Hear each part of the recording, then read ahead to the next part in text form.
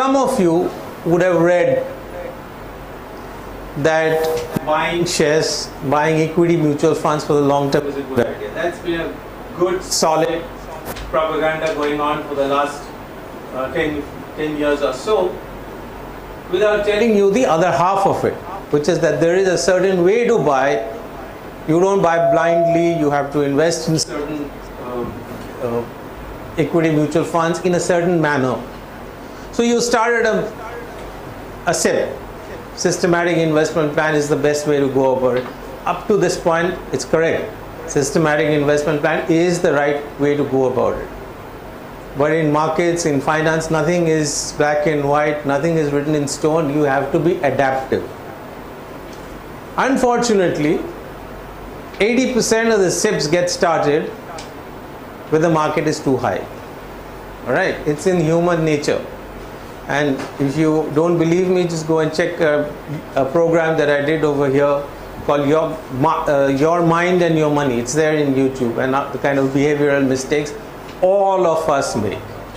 Even finance professors make behavioral mistakes. It's inside us.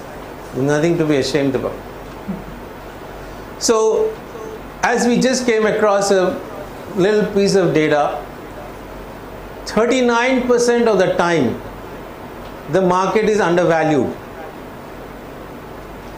During this 39% of the time, this is historical data.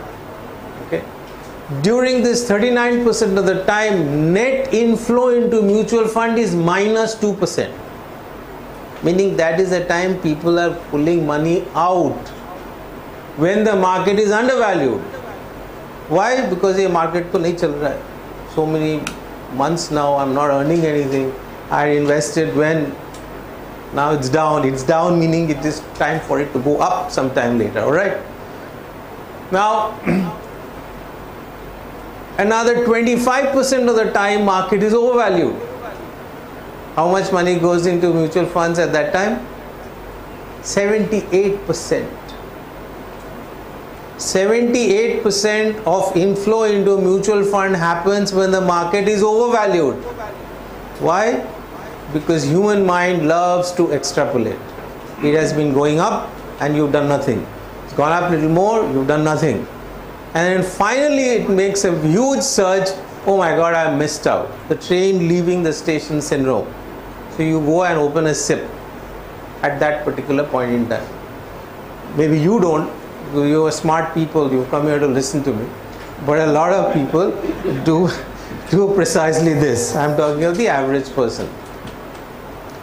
So the net result of all of this is widespread story. This is a story that we hear from everybody all the time in our various helplines, the emails that we get, the various questions that we get all the time.